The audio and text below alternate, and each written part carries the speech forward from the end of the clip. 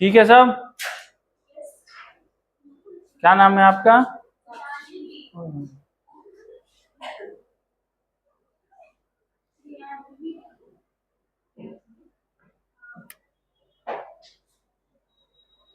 कल कहाँ तक बातें हुई थी?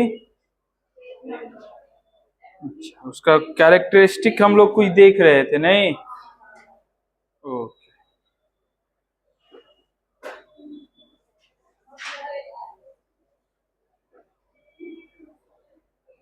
कल जो बातें हुई थी सबको समझ में आ गई थी?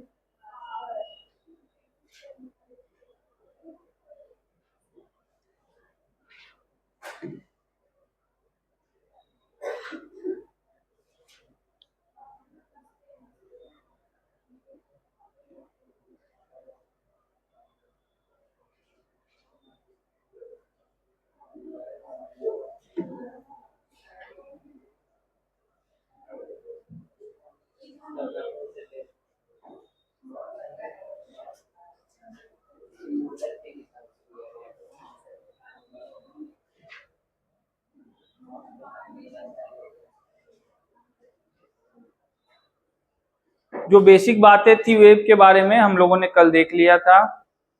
आज हम लोग उससे आगे चलेंगे। ठीक है। Wavelength, amplitude, frequency, wave number, time period, इन सब की बातें हो गई थी ना? वेलोसिटी की बातें तो आप 4 सालों से कर रहे होंगे। वो भी हुआ, बहुत बढ़िया। तो इसमें किसी को दिक्कत नहीं है? नहीं है, सब लोग समझ गए थे। ऋषु, तुम समझे थे बातों को? नहीं समझे थे? एक छोटा सा रिलेशन है speed of the electromagnetic wave, उसका वेवलेंथ और उसकी फ्रीक्वेंसी के साथ। रिलेशन याद है सबको?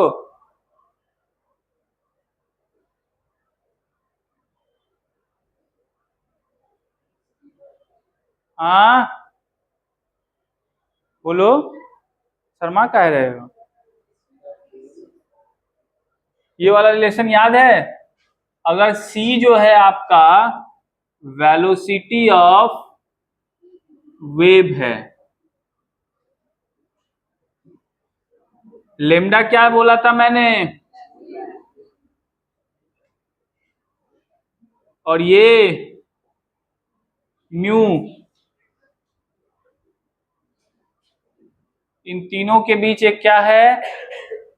रिलेशन है। कैसा रिलेशन है?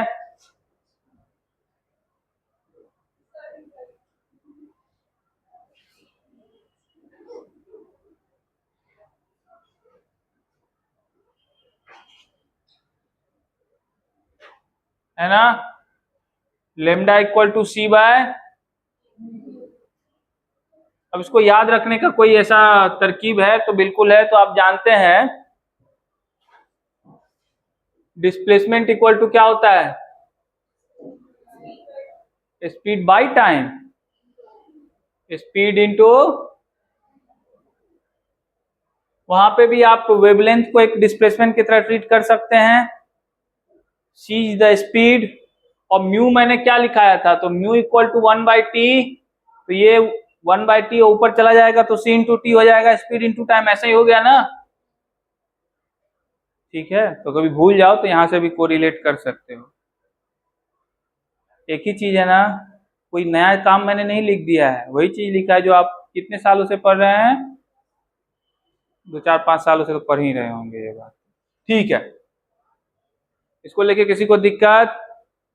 हाँ ओके।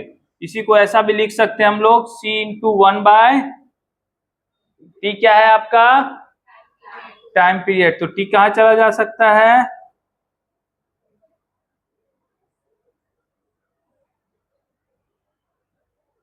लिख सकते हैं ना। इसको लिखिए और इस पे जल्दी से एक दो क्वेश्चन हम लोग कर लेते हैं, उसके बाद आगे बढ़ेंगे।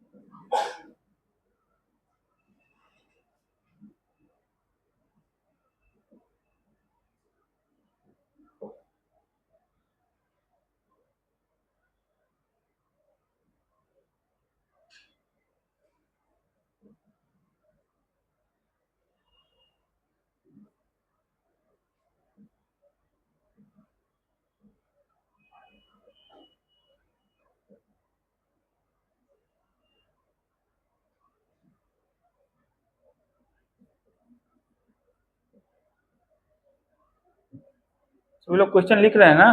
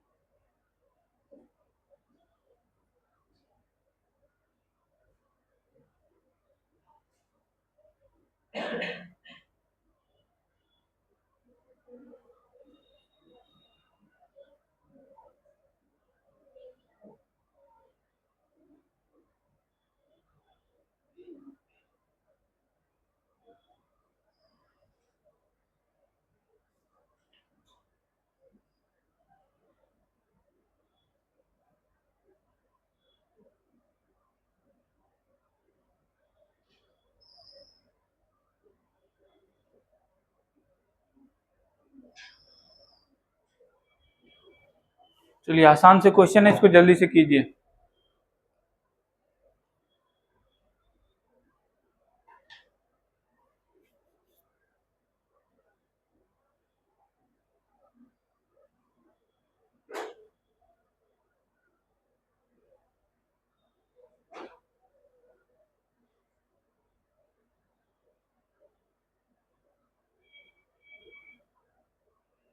क्या ये क्वेश्चन टफ भी लग रहा है?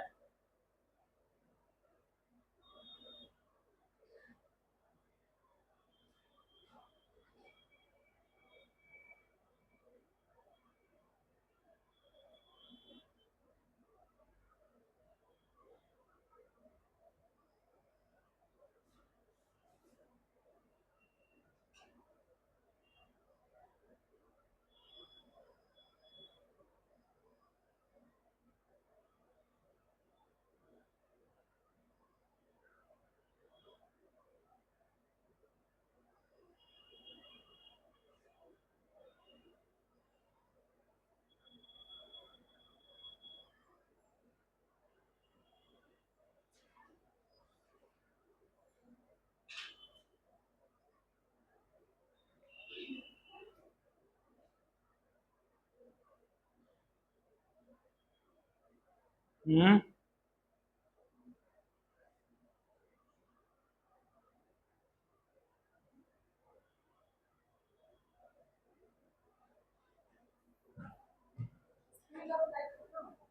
सी 3 into 10 to the power 8 60 ने। आप सीबीएसई से हैं? पटना से ही? कहाँ से? अच्छा, आप समस्तीपुर के हैं।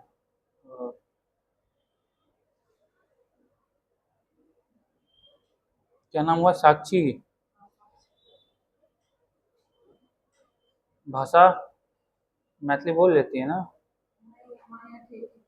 हाँ हाँ, आप हाँ, मैं समझ गया। सुपौल, दरभंगा के बगल में। आप लोग यहाँ थोड़ा ठेठ बोला जाता है, उतनी शुद्ध भाषा नहीं बोली जाती है जितनी हमारे यहाँ होती है। फिर भी है तो वही।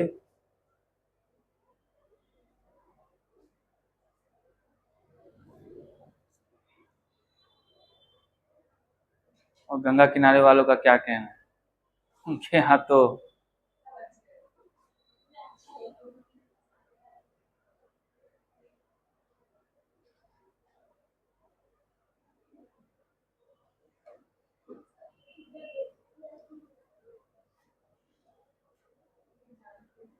हो गए।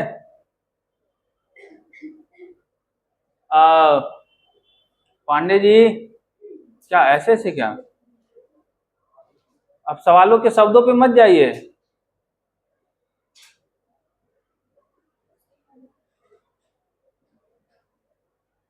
हो गए साक्षी? कैलकुलेशन कर रही हैं? हाँ हाँ है, एक कुछ है ही नहीं इसमें।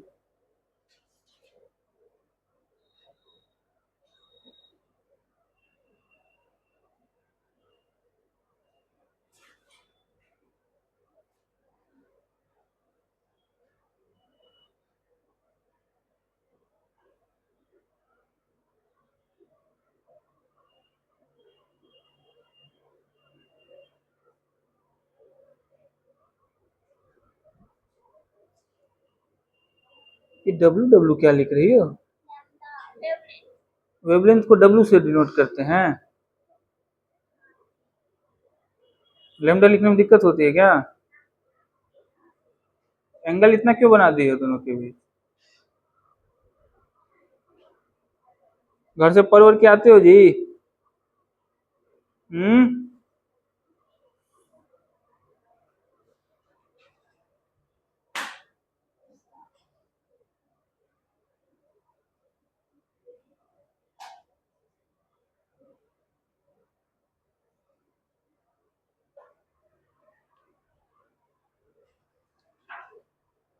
अच्छा, यहाँ पे जिससे लाइट की मैं बात कर रहा हूँ वो कौन सा लाइट होगा? Electromagnetic wave. उसकी स्पीड वही है, सनलाइट भी इलेक्ट्रोमैग्नेटिक वेव।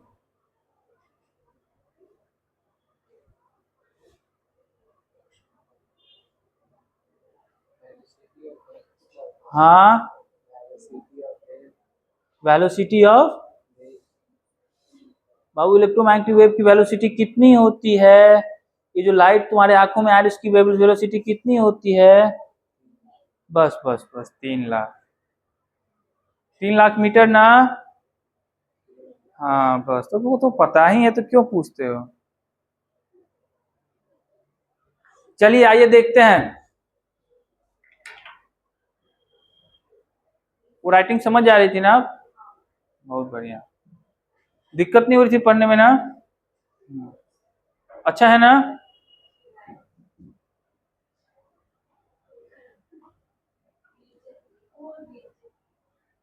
उनको बोले बोलने के लिए, बेइज्जती है कि क्या है।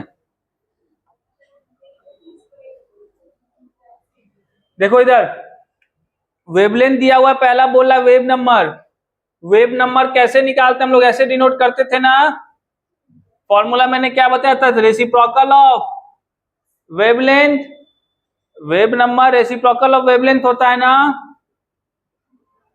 तो ये 1/580 यूनिट क्या है, नैनोमीटर।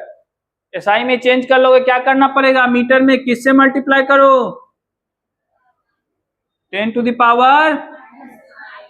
तो ये चला गया ऊपर, तो क्या हो गया 10⁹ और 580। कोई दिक्कत? बोलो कितना होगा वेव नंबर, कितना आया ये? कैलकुलेशन किसी ने नहीं किया है।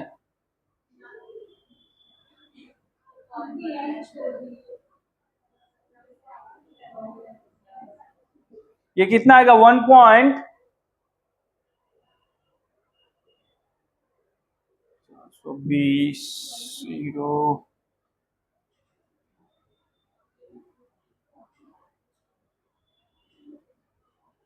1.6 के अप्रॉक्स आएगा। और इसका यूनिट क्या होगा, इट्स रेसिप्रोकल ऑफ वेवलेंथ, तो यूनिट भी क्या हो जाएगा, रेसिप्रोकल। तो मीटर का रेसिप्रोकल मीटर इनवर्स बोलते हैं, माइनस नहीं बोलते हैं। इसके बाद क्या बोल रहा है आपको, फ्रीक्वेंसी के बारे में। फ्रीक्वेंसी, फ्रीक्वेंसी यही है ना? नहीं, तो फ्रीक्वेंसी क्या होगी, 10⁻, डिवाइडेड बाय, नहीं हो गया जी, बोलो। ये किसके बराबर हो गया, ये ऊपर जाएगा तो ये हो जाएगा 30/580। ये अप्रॉक्स कितना आ जाएगा जी, 0.017। ठीक है, और सब एसआई यूनिट में है ना, तो इसको हर्ट्ज लिख सकते हैं, या second inverse, 1 second, second inverse equal to 1 hertz होता है। बोलो, ये तो आसान सा प्रॉब्लम था। दूसरा क्या है, ऐसा ही है, वेव नंबर दिया हुआ है, and what is the wavelength of light in nanometer, find the frequency. वही वाला सेम क्वेश्चन है ना, सेम। अरे है ना।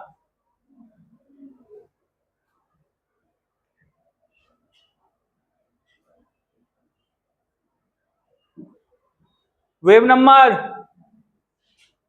400 सेंटीमीटर इनवर्स दिया है, इसको क्या करना होगा, मीटर में तब्दील कर लीजिए, और मीटर में तब्दील कर देंगे तो लेमडा इक्वल टू क्या हो जाएगा, 1/10।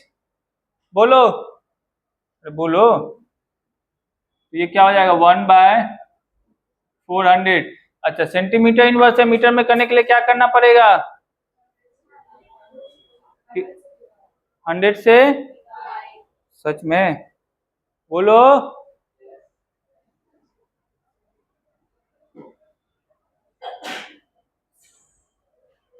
आ गई ना वेव नंबर, सॉरी वेवलेंथ आ गई ना?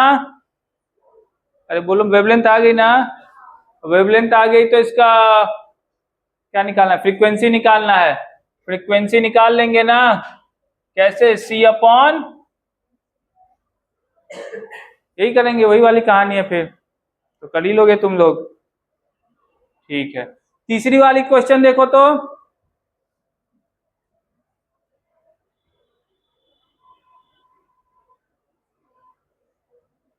कर लीजिए घर पे तो क्वेश्चन कैलकुलेशन कर लीजिएगा उसको। तीसरी वाली देखो, EMW having frequency 100 megahertz, frequency दे दी गई है किसमें, हर्ज में नहीं है, किसमें, मेगाहर्ज में। Okay, if the distance between radio station and receiver is 300 kilometer, how long would it take to reach, how long का मतलब टाइम पूछा जा रहा है, तो टाइम पूछा जा रहा है तो आप क्या करेंगे, डिस्टेंस दे दिया है, कितना दूर पहुंचाना, रेडियो स्टेशन और रिसीवर के बीच का डिस्टेंस दे दिया ना, कितना दूर है, और टाइम कैसे निकालते हैं, स्पीड इंटू डिस्टेंस, तो डिस्टेंस बाय स्पीड तब ना टाइम निकलेगी।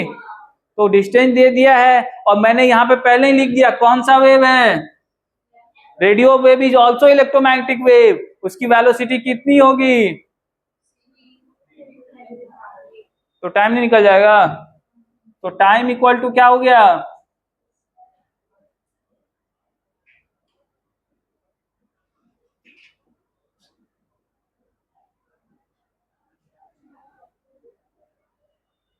बोलिए ऐसा होगा ना।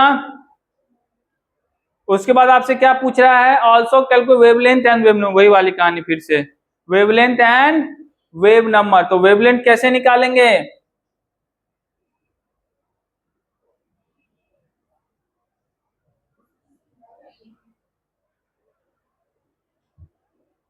वेवलेंथ निकल जाएगा तो फिर वेव नंबर, वही वाली कहानी है सब में। क्यों निशु, थोड़ी प्रैक्टिस हो गई, क्यों, क्योंकि इसका जरूरत पड़ेगा आगे फिर, इसलिए मैंने क्वेश्चन ऐसे प्रैक्टिस करवा दी।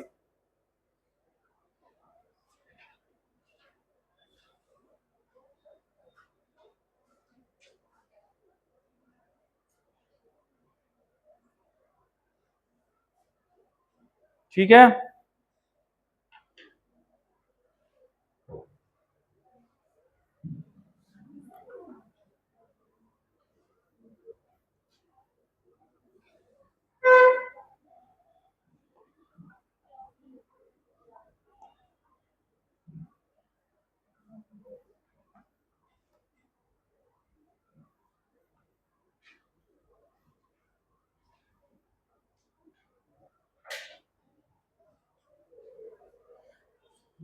चलिए आज कहानी को थोड़ा आगे बढ़ाते हैं,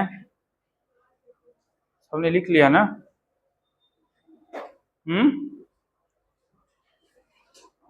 कल मैंने आपको बताया था कि लाइट की ड्यूअल नेचर होती है, एक नेचर है वेव और दूसरा है उसका पार्टिकल होना, ठीक है, क्या होना, पार्टिकल होना। आपके लिए दोनों एस्पेक्ट जरूरी है क्योंकि आपको दोनों तरीके का बिहेवियर पढ़ना पड़ेगा, ठीक है, कोई दिक्कत।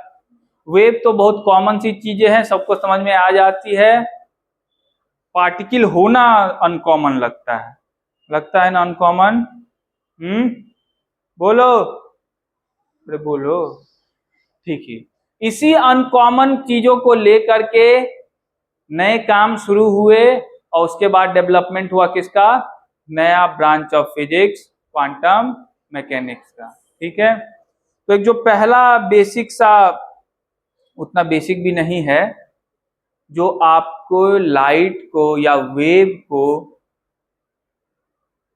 पार्टिकल नेचर प्रदान करता है, उसका मैंने कल बताया था बारे में, पहला कौन सा था, ब्लैक बॉडी रेडिएशन, पहले हम लोग उसके बारे में देखेंगे, ठीक है। लेकिन इससे पहले थोड़ा और समझ लेते हैं वेव और पार्टिकल के बारे में, तो आप शायद ज्यादा अच्छे से समझ सके ब्लैक बॉडी रेडिएशन।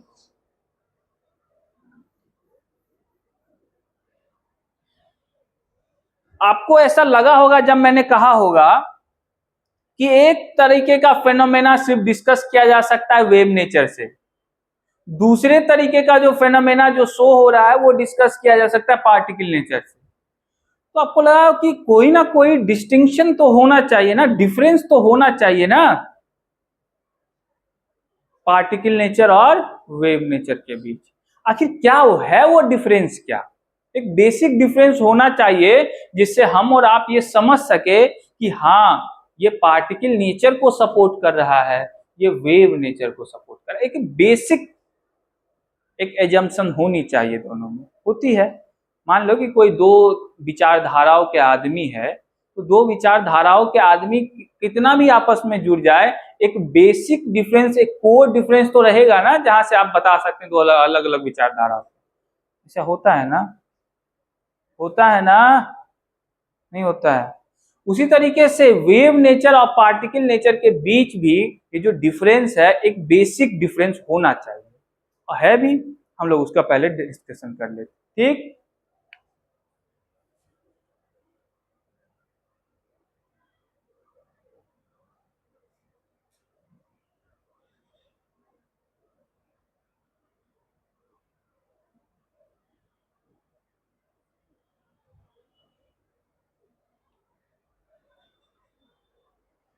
अब देखिए वेव नेचर और पार्टिकल नेचर के बीच बेसिक डिफरेंस क्या है।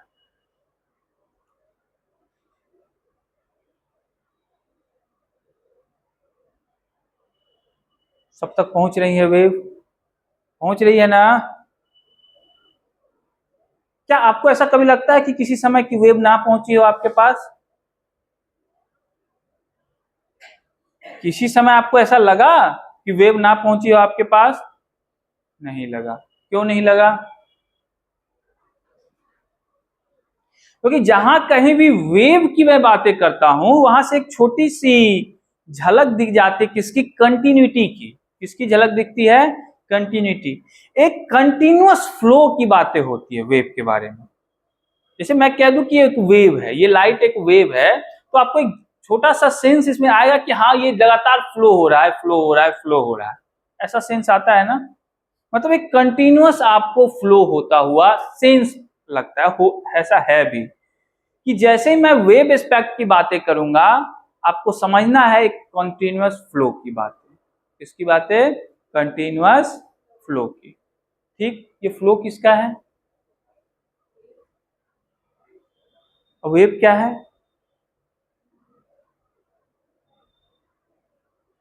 वेव लाइट है कि लाइट वेव है?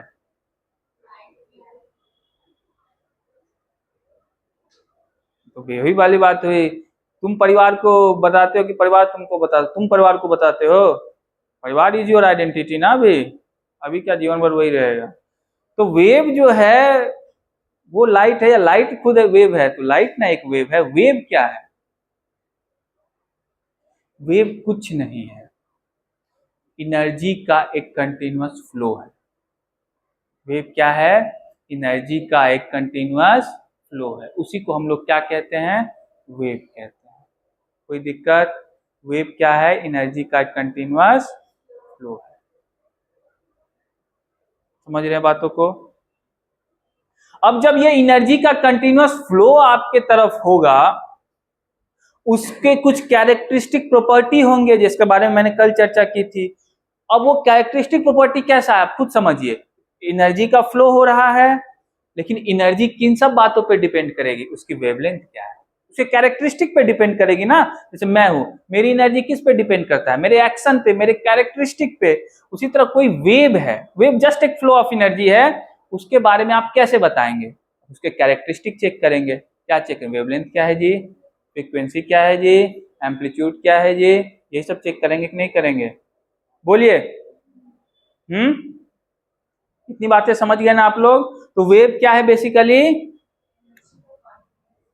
हाँ, कंटिन्यूअस फ्लो ऑफ एनर्जी।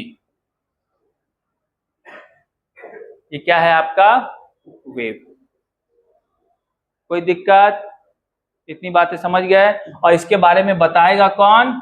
इसका कैरेक्टरिस्टिक कौन बताएगा? कैरेक्टरिस्टिक प्रॉपर्टीज कौन बताएगा? वेवलेंथ, फ्रीक्वेंसी, स्पीड, एम्पलीट्यूड, यही सब बताएगा ना। इतनी बातें समझ गए? अब थोड़ा सा हम स्पेशलाइज करके चलते हैं। मैं जब अब वेव की बातें कर रहा हूं तो मैं आपको बता रहा हूं इलेक्ट्रोमैग्नेटिक वेव। कौन सा वेव?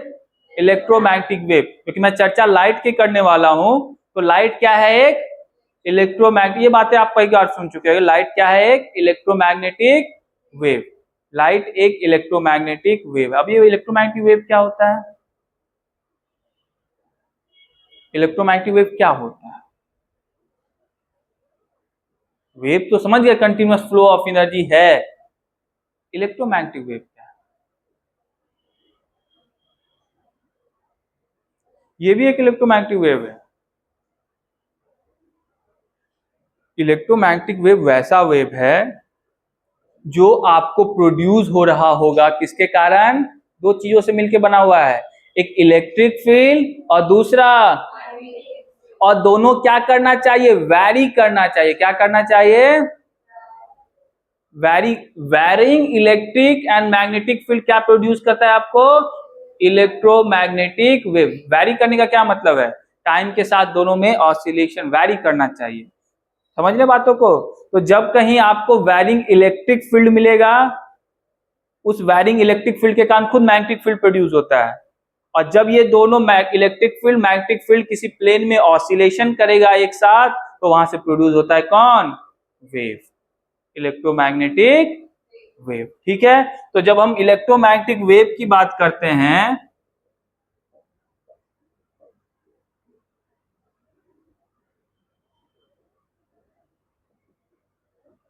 ये प्रोड्यूस क्यों होता है? Varying electric and magnetic field. इसमें मैं वैरिंग क्यों, मैं स्टैटिक की बातें नहीं कर रहा हूं। स्टैटिक मतलब समझते हैं ना, कि टाइम के साथ उसमें कोई चेंज। इलेक्ट्रोमैग्नेटिक वेव प्रोड्यूस करने के लिए वैरिंग इलेक्ट्रिक और मैग्नेटिक फील्ड होना चाहिए, और जब ये दोनों ऑसिलेट करते हैं एक प्लेन में, तब जाके क्या निकलता है आपको? Electromagnetic wave. जैसे मैं इसको एक पिक्चर के थ्रू दिखाऊं,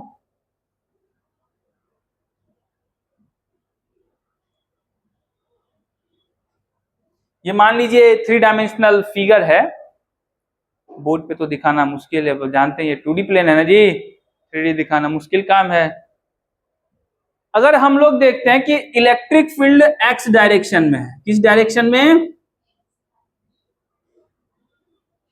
इलेक्ट्रिक फील्ड ऑसिलेट कर रहा है, कर रहा है अपना।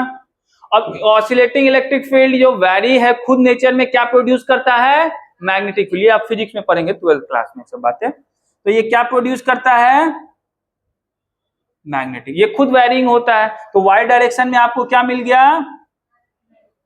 अब जब ये दोनों आपस में ऑसिलेशन करने लगे, तो यहां से क्या जनरेट होता है? इन दोनों के परपेंडिकुलर डायरेक्शन में एक इलेक्ट्रोमैग्नेटिक वेव। तो ये कहां जाएगा?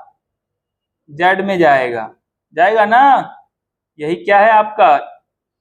ई एम डब्ल्यू। ठीक है, ये तीनों आपस में परपेंडिकुलर होते हैं। समझ गए? ये दोनों एक्स वाई प्लेन में ऑसिलेट कर रहे हैं, तो ये किस डायरेक्शन में जाएगा? Z direction. ठीक है, इतनी कहानी समझ में आ गई? बोलिए। अब इलेक्ट्रोमैग्नेटिक वेव की एक खास प्रॉपर्टी है। खास क्या प्रॉपर्टी है? ये वेव अलग अलग हो सकते हैं। क्या हो सकते हैं? अलग अलग। अच्छा, एक वेव को वेव कौन बनाता है? जैसे मान लीजिए कि मैंने एक लाइट जलाई, वो यहाँ से लाल रंग से आपको लाल दिखी, अगला बार जलाई पीली दिखी। ये कलर को अलग अलग कौन बना रहा है? एक बार लाल दिख रहा है, एक बार पीला क्यों दिख रहा है? उसके बीच का पार्टिकल कहाँ चेंज हो गया? मैंने तो एक बार वैसे स्विच किया लाइट, फिर तो पार्टिकल तो वो सेम ही है। पार्टिकल चेंज हो गया क्या? एक ऐसा टॉर्च तो आता है, ये भी मतलब ऐसा टॉर्च नहीं आता है। ऐसा टॉर्च आता है, बचपन में खूब जलाए हैं हमने, वो खूब पता है। ये मेला में यही खरीदता था, उसको ले जा जाके खरीदता था, लोगों को परेशान करता था। ठीक है, तुमने नहीं किया, शरीफ आदमी हो, उत्कर्ष करता होगा। क्या होता होगा? क्यों अंतर है इन दोनों के बीच? लाल लाल दिखता है, अच्छा लाल लाल दिखता है, पीला पीला ही दिखता है। इसे अब ये तो समझ रहे हो ना? हाँ, बहुत बढ़िया। वो जो लाल रंग का लाइट निकला उसकी फ्रीक्वेंसी, उसकी वेवलेंथ अलग है। किससे? पीला वन से, नीला वन से, हरा वन से, यही ना। इसका क्या मतलब है? एक वेव को वेव कौन बनाता है? उसकी फ्रीक्वेंसी या वेव, दोनों एक से, दोनों एक कोरिलेशन है दोनों के बीच में। अब इलेक्ट्रोमैग्नेटिक वेव का भी एक रेंज है, अलग अलग टाइप के इलेक्ट्रोमैग्नेटिक वेव है। तो वो अलग अलग टाइप के इलेक्ट्रोमैग्नेटिक वेव किस बेसिस पे होंगे? फ्रीक्वेंसी कहिएगा समझ जाएगा, क्योंकि फ्रीक्वेंसी और वेवलेंथ एक दूसरे के साथ रेसिप्रोकल रिलेशन में एक ही चीज है। किसके साथ अलग अलग है? फ्रीक्वेंसी के बेसिस पे। लेकिन सारे इलेक्ट्रोमैग्नेटिक वेव का जो वेलोसिटी होता है वो एक ही होता है। चाहे वो लाल रंग वाला आपको दिखे, कि चाहे पीला रंग वाला दिखे, कि चाहे नीला रंग वाला दिखे, या चाहे कुछ ना दिखे, सारे इलेक्ट्रोमैग्नेटिक वेव आपको दिख थोड़े जाएंगे। चाहे कुछ ना दिखे, सबकी फ्रीक्वेंसी कितनी होगी? अलग अलग होगी, लेकिन स्पीड क्या होगी? सेम होगी। तो ऑल इलेक्ट्रोमैग्नेटिक वेव, इसको हटा देता हूं, all EMW have same velocity. ये वेलोसिटी उसके नेचर पे डिपेंड नहीं करती। किस पे डिपेंड करती है? किसी पे तो डिपेंड करती है। किस पे? डायरेक्शन पे। अब आप कुछ पोलराइजेशन जैसे प्रोसेस है जिसमें डायरेक्शन से डिपेंड करती है, लेकिन अभी तो वहां तक नहीं जाना है। डायरेक्शन से भी इंडिपेंडेंट है, वहां कुछ और कारण, डायरेक्शन पे डिपेंड नहीं करती। किस पे डिपेंड करती है? मीडियम पे। किससे ट्रांसफर हो रहा है, किससे पास कर रहा है। अगर आप उसको पास करवाएंगे स्पेस में, खाली जगह में, तो उसकी वेलोसिटी अलग होगी। पास करवाएंगे इस बोतल से तो उसकी वेलोसिटी क्या हो जाएगी? और पास करवाएंगे रीशु के दिमाग से तो उसकी वेलोसिटी अलग हो जाएगी। कोई दिक्कत? तो किस पे डिपेंड करती है इसकी velocity? It depends on medium. ठीक है, किस पे डिपेंड करेगी? और उस मीडियम में जितने भी इलेक्ट्रोमैग्नेटिक वेव होंगे सबकी वेलोसिटी उतनी ही होगी। जितने भी इलेक्ट्रोमैग्नेटिक वेव होंगे सबकी वेलोसिटी कितनी होगी? उसी रेंज में होगी, वही होगी। जैसे एग्जाम्पल के लिए हम लोग ये यूज करते हैं ना कि c equal to speed of light in, हाँ,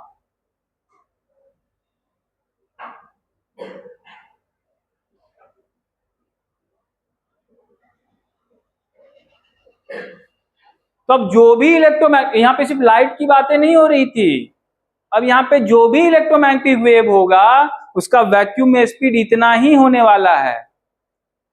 लाइट के अलावा भी जो होगा, जो विजिबल लाइट है इसके अलावा भी जो होगा उसकी स्पीड इतनी होगी। और कुछ इलेक्ट्रोमैग्नेटिक वेव का नाम जानते हैं आप लोग? लाइट के अलावा, लाइट तो सब जानते हैं। एक्सरे का नाम सुना है ना? कौन सा वेव है?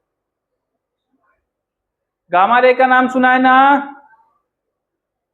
Cosmic rays, UV rays, infrared, radio wave, all are. कोई दिक्कत? इसको जल्दी से लिखिए तो फिर हम लोग वो स्पेक्ट्रम देख लेते हैं।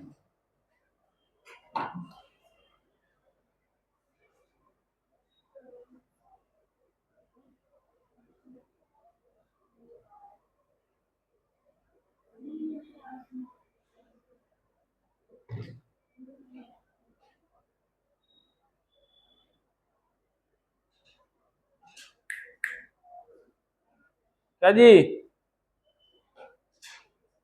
उसको ग्लूकोज ग्लूकोज पिला, बेहोश ना हो जाए कहीं वो।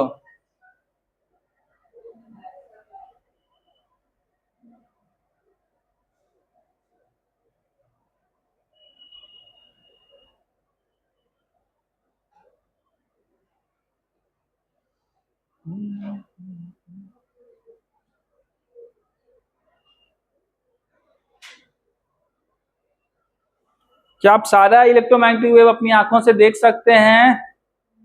देख लोगे? अच्छा, नहीं बोल रहे, बोला देख, यीशु के पास है वो स्पेशल पावर, ये देख लेता है कुछ कुछ। क्यों रिशु?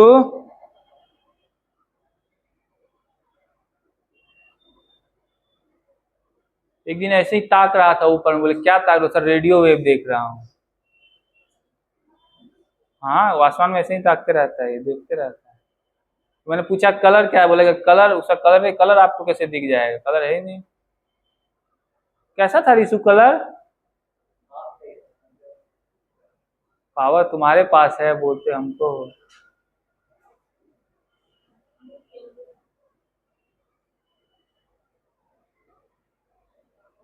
तुमको तो विजुअल लाइट भी नहीं दिखता है, तुमको इलेक्ट्रो रेडियो वेव कहाँ से दिखेगा? विजुअल देख लो पहले।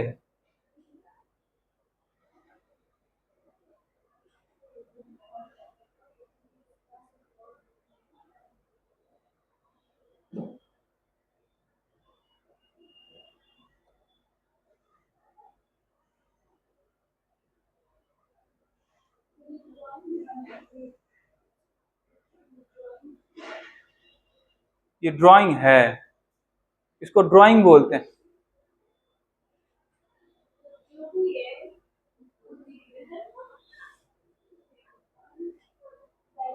नहीं, ये दिक्कत ये है ना कि बायो वाले का थोड़ा सा मिजाज ऐसा, वो उसे हर चीज डायग्राम ड्राइंग दिखते हैं। हाँ, बहुत अच्छा।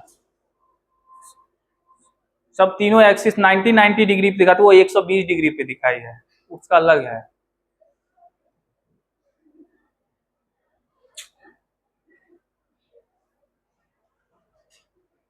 बायो वालों को हर चीज डायग्राम दिखते हैं। सॉरी सॉरी, अच्छा मुझे लगा मैंने कुछ अलग लिख दिया, मुझे लगा पहले का लिखा हुआ है ये।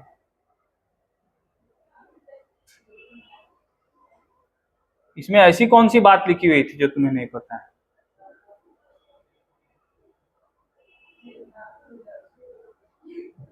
हो गया, बातें नहीं ज्यादा।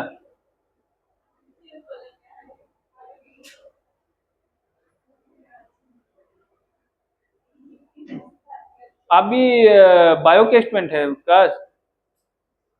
बहुत बढ़िया।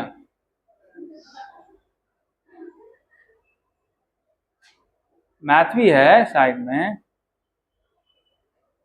उसे नहीं पता है लेकिन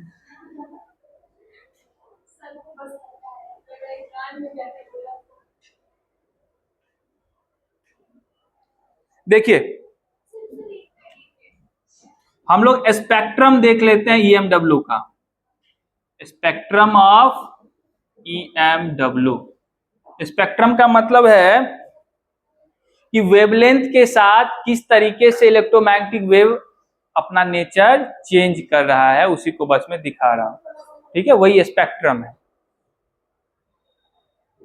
वेवलेंथ और फ्रीक्वेंसी में रेसिप्रोकल रिलेशन है, ये बात सबको समझ में आ गई।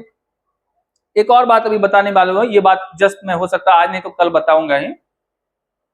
एनर्जी और फ्रीक्वेंसी में भी रिलेशन है। जिसकी फ्रीक्वेंसी ज्यादा रहेगी, हाँ, उसकी एनर्जी भी क्या होगी? मेरी बातें सब लोग ध्यान से सुनेंगे, ये बात बहुत इंपॉर्टेंट बोलने वाला हूं मैं। ठीक है, जिसकी फ्रीक्वेंसी हाई होगी उसकी एनर्जी भी क्या होगी? तो वेवलेंथ के साथ क्या हो जाएगा रिलेशन? उल्टा होगा कि नहीं होगा? जिसका वेवलेंथ ज्यादा होगा उसकी एनर्जी क्या होगी? एनर्जी और वेवलेंथ फ्रीक्वेंसी के बीच एक सिंपल सा रिलेशन है, E equal to H mu. ये मैं बताने वाला हूं, कल बताऊंगा या आज ही बता दूंगा। इस पे चर्चा होगी, ऐसे नहीं, इस पे चर्चा होगी, विधिवत चर्चा होगी आगे, घबराना नहीं है। अभी बस वैसे ही बता दिया है। एनर्जी डायरेक्टली प्रोपोर्शनल होता है किसके? फ्रीक्वेंसी। फ्रीक्वेंसी बढ़ाइएगा एनर्जी क्या होगा? बढ़ेगा। और वेवलेंथ बढ़ाइएगा एनर्जी क्या होगा? तो अगर आपको आज से हायर वेवलेंथ का लाइट दे, इसका मतलब उसकी एनर्जी क्या होगी? जिसकी एनर्जी कम उसकी वेवलेंथ क्या हो जाती है? ज्यादा बड़ी। और जिसकी एनर्जी ज्यादा है उसका ऑसिलेशन क्या हो जाता है? फ्रीक्वेंसी मतलब व्हाट? Number of oscillation. तो नंबर ऑफ ऑसिलेशन क्या हो जाएगा? उसकी एनर्जी ज्यादा है। और जिसकी एनर्जी कम होगी वो फैल जाता है, ब्रॉड हो जाएगा। ऐसे ये होता है ना, जो सुस्त हो रहा है, हमसे क्लास में ऐसे ही चल रहा है, आके सो गया, फैल जाता है आके, एसी चल रहा है तो क्या है, उसका हवा सिर्फ मेरी तरफ आ रहा है। काफी है, जो तुम्हारे लक्षण है उसमें पंखा भी नहीं मिलना चाहिए।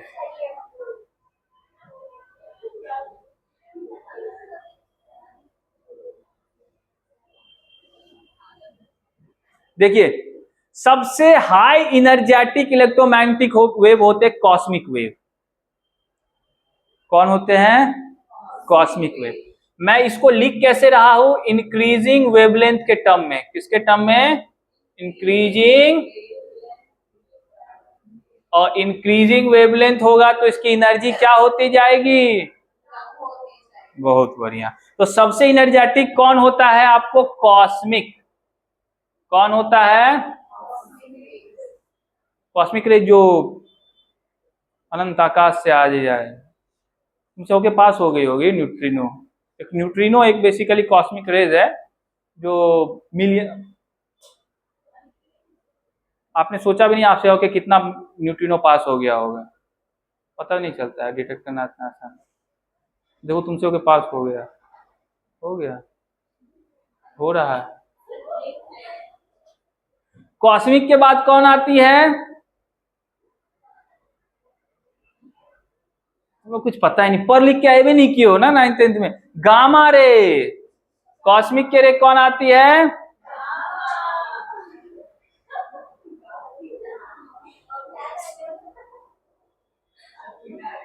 मूवी की याद आ गई ना।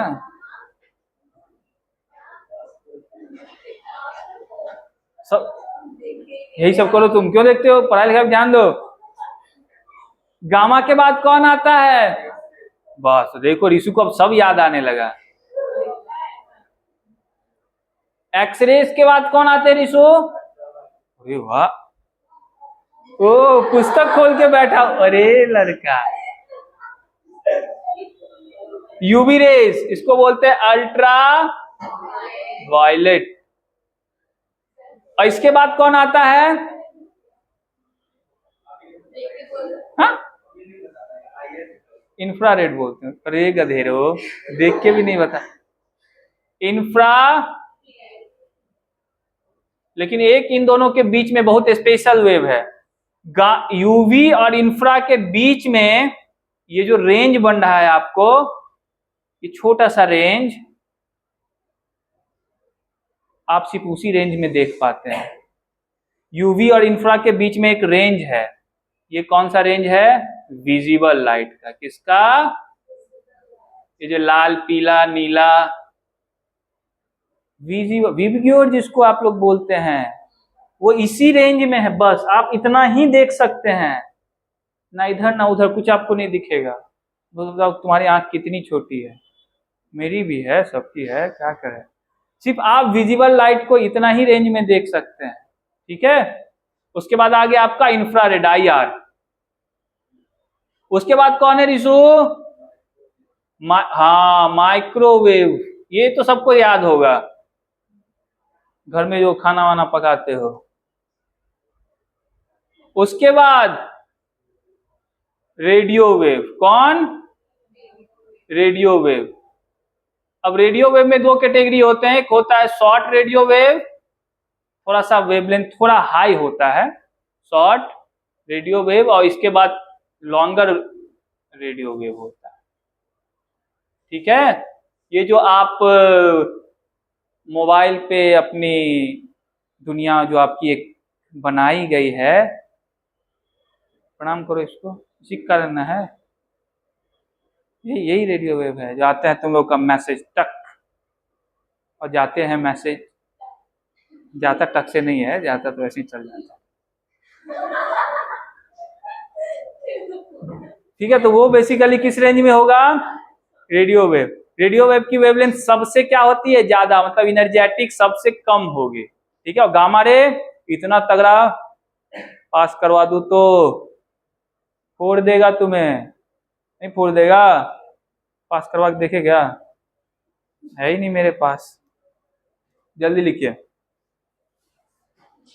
तो ये EMW का स्पेक्ट्रम है, और ये वाला छोटा सा हिस्सा आपको विजिबल लाइट का है जो आपको दिखता है। अच्छा, उसकी वेवलेंथ मैं लिख देता हूं, विजिबल लाइट कहां से कहां तक है, विजिबल लाइट कहां से कहां तक है, ये 400 टू 750 नैनोमीटर तक, बस उतना दूर ही आप, बस उतनी ही वेवलेंथ को आप देख सकते हैं आंखों से। बताओ कितना छोटा तुम देखते हो। थोड़ा बहुत ये रेंज बढ़ जाता है कुत्तों के केस में, कुत्ता जो है इंफ्रारेड थोड़ा देख लेता है, थोड़ा सा शायद लोग, इसका मतलब ये नहीं है कि मैं ऋषु को कुछ कह रहा हूं, मतलब तुम लोग ऐसे ही, अरे हंस क्यों रहे हो।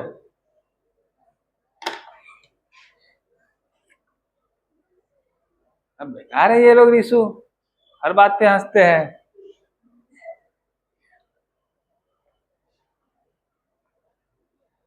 कुत्ता तो सबसे लवेबल प्राणी है, नहीं जी, पेट है, सब लोग पालते हैं उसको। भले इंसान को ना पाल सके, इंसान भूखा मर जाए, कुत्ता भूखा नहीं मरना चाहिए। एक आधे से सुबह सुबह भी गए, एक आदमी बोले कि, दुकानदार बोले कि इतना कमाते हैं, 2-4 रुपए छोड़ ही दिए तो क्या होगा, बोले हाँ हाँ बहुत पुण्य करता हूँ मैं, अभी कुत्ता को बिस्किट खिला के आया हूँ। समझ जाओ, कुत्ता को बिस्किट खिलाना पुण्य है दुनिया में सबसे ज्यादा, लेकिन इंसान को नहीं खिला सकता। फिर मैंने कहा भूख तो मुझे भी लगी है।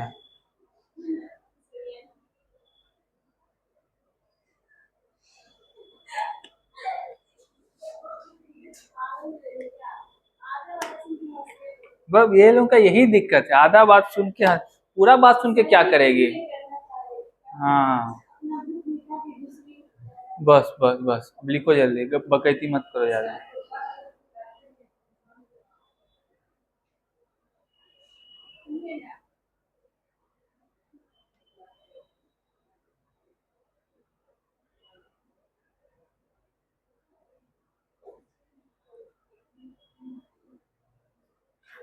हो गया क्या? ओके।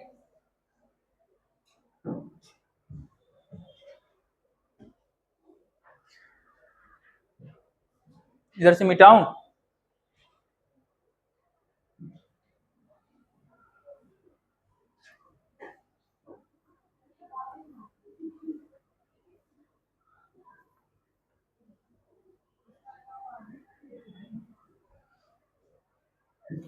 थोड़ी और हम लोग चर्चा करते हैं, अभी जो चर्चा करूंगा सभी लोग इस पे ध्यान से देखेंगे, ठीक है? कैसे देखेंगे? हाँ, ये चर्चा बहुत इंपॉर्टेंट है। ये तो वेव की बेसिक कैरेक्टरिस्टिक हमने देख ली, ये भी देख लिया इलेक्ट्रोमैग्नेटिक वेव क्या होता है, इसका स्पेक्ट्रम क्या होता है, आपको कहां तक क्या दिख सकता है क्या नहीं दिख सकता है, ठीक है, अच्छी बात है। वेव का मतलब मैंने अभी क्या बताया, कंटिन्यूअस फ्लो ऑफ एनर्जी, ठीक। अब मैं डिस्टिंक्शन बताने जा रहा हूं कि वेव की कैरेक्टरिस्टिक क्यों अलग होगी पार्टिकल से। तो अब पहले वेव की वो वाली जो कैरेक्टरिस्टिक है उसको समझ लेते हैं।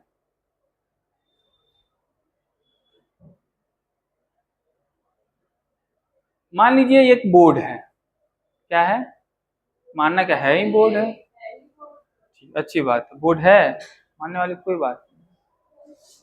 अब इस पे आप क्या कर रहे हैं, लगातार लाइट फॉल करवा रहे हैं, ये वाला थोड़ा सा हाई एनर्जी की लाइट में थोड़ा दे रहा हूं, मान लो वो वाला बल्ब 100 वाट वाला बल्ब से यहाँ पे रखे वो 2-4, तो कुछ देर के बाद ये क्या होगा, गर्म होगा। 10 मिनट और चलाऊंगा, क्यों हो रहा है, क्यों हो रहा है ऐसा, एनर्जी गेन कर रहा है। इसका सिंपल सा ये मतलब है कि there is a continuous flow of energy, और वो एनर्जी इसके पास जा रही है, इसका पार्टिकल क्या कर रहा है, लगातार एनर्जी को क्या कर रहा है, गेन कर रहा है, एब्जॉर्ब कर रहा है, कर रहा है, और अपनी एनर्जी को क्या कर रहा है, धीरे धीरे बढ़ा रहा है। तो ये जो कंटिन्यूटी वाली बात है, ये वेव का एक बहुत स्पेशल कैरेक्टरिस्टिक है। कैसी कैरेक्टरिस्टिक है? बहुत स्पेशल। क्यों? क्योंकि इसमें लगातार आपको एनर्जी दी जाएगी और आप उस सारे के सारे एनर्जी को क्या कर रहे हैं? गेन कर रहे हैं। कंटिन्यूअस होने का क्या मतलब है? ध्यान से समझिए। कंटिन्यूअस होने का मतलब यह है कि मान लीजिए आपने इस रेंज में जो भी एनर्जी दी, मान लीजिए आपने एक वेवलेंथ, इस रेंज की वेवलेंथ की एनर्जी दी, मतलब सिर्फ सिंगल वेवलेंथ फॉल नहीं करवा रहे हैं। मान लीजिए आप इस पे लाइट फॉल करवा, लेकिन एक वेवलेंथ का नहीं, इस रेंज की वेवलेंथ का। मान लीजिए इस रेंज में 50 वेवलेंथ मान लेते हैं, अलग अलग लाइट है 50 तरह के, 50 वेवलेंथ के। कंटिन्यूअस होने का क्या मतलब? वो सारे के सारे वेवलेंथ को क्या कर लेगा? एब्जॉर्ब कर लेगा। That is continuity. समझ रहे मेरी बातों को? अगर इस रेंज में 50 वेवलेंथ है तो ये क्या करेगा?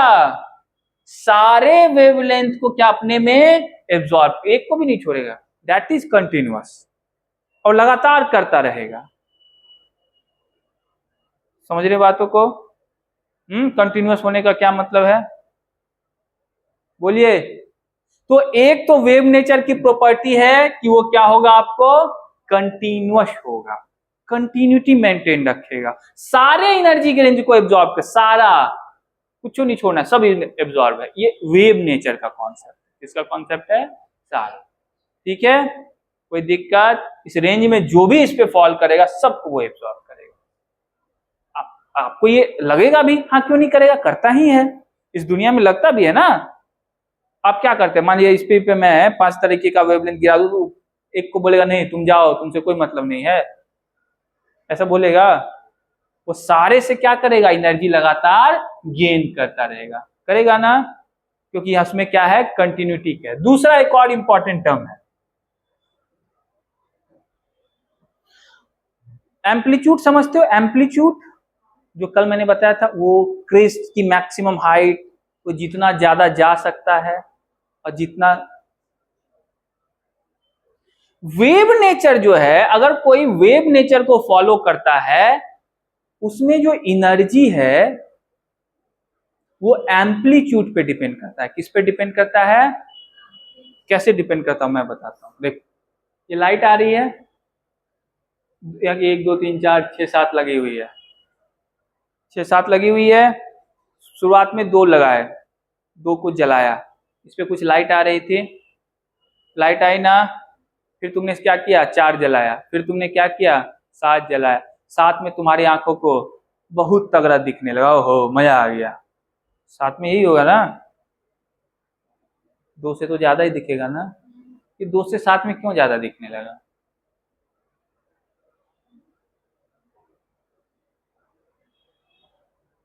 क्यों ज्यादा दिखने लगा? लाइट क्या है? एम्पलीट्यूड बढ़ गया, अमाउंट। अब ये सही कह रही है, अमाउंट ऑफ लाइट। आप जिस लाइट की अभी बातें कर रहे हैं उसकी चर्चा अमाउंट पे कर रहे हैं, कि लाइट की अमाउंट ज्यादा बढ़ गई। अब ये अमाउंट थोड़ा फिजिक्स की तरह सोचे, तो ये अमाउंट नहीं, हम इसको बोलते हैं इंटेंसिटी ऑफ लाइट बढ़ गई। क्या बढ़ गई? यही तो बढ़ गई। इस बोर्ड से होके आपके पास जो लाइट, इंटेंसिटी का मतलब होता है नंबर ऑफ लाइट वेव या number of wave per unit time per unit area. इस मान लीजिए एक ऐसा एरिया बना दिया मैंने, यूनिट एरिया। अब इस पे कितना रेज फॉल कर रहा है, कितने? 1 सेकेंड में, और इस यूनिट एरिया में, उसी को हम उसका क्या बोलता है? इंटेंसिटी। तो बेसिकली 7 लाइट लगाने से क्या हुआ? वही नंबर ऑफ वेव या नंबर ऑफ रेज क्या हो गए होंगे? इंक्रीज हो गए होंगे। तो नंबर ऑफ रेज अब इंक्रीज हुए, तो 1 सेकेंड में इस छोटे से एरिया से जो निकलने वाला रेज क्या हो गया होगा? ज्यादा हो गया। इसीलिए आपको क्या हो रहा होगा? ज्यादा विजिबिलिटी हो रही होगी। कोई दिक्कत? तो हम लोग इसमें क्या देखते हैं? इंटेंसिटी के टर्म में। किसके टर्म में? और कुछ बच्चे ये भी बोलेंगे कि सर इंटेंसिटी बढ़ गई मतलब एनर्जी ज्यादा दिख रही है, ऐसे भी बोल सकते हैं। नहीं बोल सकते हैं कि अब यहां से एनर्जी ज्यादा आते हुए दिखाई देगा? ज्यादा एनर्जी है भी, या इस लाइट 7 बल्ब लगा दिया, इससे ज्यादा, कुछ बच्चे तो ये भी बोलेंगे ना, मान ली उसको इंटेंसिटी और कॉन्सेप्ट नहीं पता, वो क्या बोले, सर ज्यादा एनर्जी फॉल कर रहा है इसलिए ज्यादा दिख रहा है, ये भी बोलेंगे आप लोग। मैं बोलूंगा क्यों ज्यादा, बोले ज्यादा एनर्जी फॉल कर रहा है, नहीं कर रहा है, ज्यादा एनर्जी फॉल कर रहा है कि नहीं कर रहा है, कोई डाउट है इसमें? अरे ज्यादा एनर्जी तब ना बिजली बिल ज्यादा देना पड़ता है, तो सब साथ साथ लगाता है, घरों में लगाता है, वहां तो नहीं लगाते हैं लोग, क्यों, बिजली बिल देना है। तो ऑब्वियस सी बात है यहाँ पे ज्यादा एनर्जी फॉल कर रहा है, इसका मतलब है कि इंटेंसिटी एंड एनर्जी में कोई रिलेशन है, इंटेंसिटी और एनर्जी में रिलेशन। इससे ये पता चलता है कि इंटेंसिटी क्या करेंगे, इंक्रीज करवाएंगे, तो एनर्जी भी क्या होगा आपका, कोई दिक्कत, इंटेंसिटी इंक्रीज करवाएंगे, एनर्जी भी लगातार क्या होगा, या फिर एनर्जी इंक्रीज करवाएंगे तो इंटेंसिटी भी लगातार, ये कौन कहता है? मैं नहीं कहता कुछ ना, मैं कल तो कुछ और बोलूंगा, जब पार्टिकल वाला बोलूंगा तो उल्टा बोल दूंगा सीधा। कौन कहता है? अब इंटरेस्टिंग बात अब आने वाली है। लाइट वेव की इंटेंसिटी डिपेंड करती है उसकी एम्पलीट्यूड पे, किस पे डिपेंड करती है, एम्पलीट्यूड के स्क्वायर पे करती है, ओके, तो हो गया, एम्पलीट्यूड पे हुआ ना। लाइट वेव की इंटेंसिटी डिपेंड करती है, intensity is directly proportional to amplitude का स्क्वायर, ये मॉड लगा दिया मतलब पॉजिटिव वैल्यू ले रहा हूं इसीलिए। एम्पलीट्यूड के स्क्वायर के डिपेंड करती है इंटेंसिटी, इसका सिंपल मतलब है कि एनर्जी भी किस पे डिपेंड करेगी, एम्पलीट्यूड पे। जितना ज्यादा एम्पलीट्यूड एनर्जी उतनी ज्यादा, मतलब वेव क्या कह रहा है, तुम कितना फ्रीक्वेंसी का लाइट ला रहे हो उससे कोई मतलब नहीं, एम्पलीट्यूड क्या है उसकी, उससे उसकी इंटेंसिटी डिपेंड करेगी, और इंटेंसिटी से ही क्या डिपेंड करेगा, ये कौन बोल रहा है, मैं नहीं कह रहा, कौन कह रहा है? अब आप इसकी फ्रीक्वेंसी 50 हर्ट्ज रखिए, 50 किलो हर्ट्ज रखिए, कुछ रखिए, उससे मतलब नहीं, वो बोला कितना फॉल करवा रहे हो, क्योंकि मेरे लिए वेव के लिए एनर्जी किस पे डिपेंड करती है, एम्पलीट्यूड पे, और एम्पलीट्यूड बेसिकली किसको बताता है, intensity, higher amplitude higher intensity, lower amplitude lower intensity. कोई दिक्कत, समझ रहे हैं बातों को, ये बातें समझ रहे हैं आप लोग ना, कि जितना ज्यादा आपको इंटेंसिटी रहेगा उतनी ही ज्यादा एनर्जी रहेगी, और एनर्जी किस पे डिपेंड करती है, किसमें, वेव नेचर ऑफ लाइट में। यही बताना था मुझे कि वेव नेचर ऑफ लाइट में एनर्जी किसके प्रोपोर्शनल होती है, एम्पलीट्यूड के। ये बहुत इंपॉर्टेंट, अब यहीं से मैं अलग अलग करके दिखाऊंगा, अब यहीं से मैं अगर पार्टिकल बताने जाऊंगा वहां पे एनर्जी इस पे डिपेंड नहीं करेगा ना, यही तो बेसिक डिफरेंस है। ये मानता है एनर्जी किस पे डिपेंड करेगा, और वो मानता है एनर्जी किस पे डिपेंड करता है, फ्रीक्वेंसी किस पे डिपेंड करता है, उसको एम्पलीट्यूड से कोई लेना देना नहीं, और इसको फ्रीक्वेंसी से कोई लेना देना नहीं, ये दोनों अलग अलग अलग अलग तरीके का बिहेवियर। अब कुछ फेनोमेना ऐसा है, कुछ फेनोमेना इसी के बेसिस पे सॉल्व किए, जैसे इंटरफेरेंस, उसमें आपको इंटेंसिटी एम्पलीट्यूड के टर्म में ही एनर्जी को दिखानी पड़ती है, आप उसके टर्म में बता ही नहीं सकते उस फेनोमेना को। लेकिन फोटो इलेक्ट्रिक इफेक्ट, उसमें एम्पलीट्यूड के टर्म में एनर्जी को बता ही नहीं सकते, उसमें फ्रीक्वेंसी के टर्म में ही बताना पड़ेगा, इसीलिए हमको क्या करना पड़ रहा है, मजबूरी है, ड्यूअल नेचर ऑफ रेडिएशन पढ़ना पड़ता है। समझ गए बातों को, कोई दिक्कत? तो उसकी चर्चा हम लोग पार्टिकल मॉडल की कल करें, वो ज्यादा इंपॉर्टेंट है पढ़ाना, पार्टिकल वेव तो सब लोग समझते हैं, ठीक है, तो पार्टिकल मॉडल की चर्चा कल करेंगे, जिसमें एनर्जी किस पे डिपेंड करेगा, ठीक, और देखेंगे कैसे एम्पलीट्यूड बढ़ाने से भी उसमें कोई चेंज नहीं होता है, कोई फर्क ही नहीं पड़ता है उसको, ठीक है, कोई डाउट हो, कोई नहीं, ठीक है।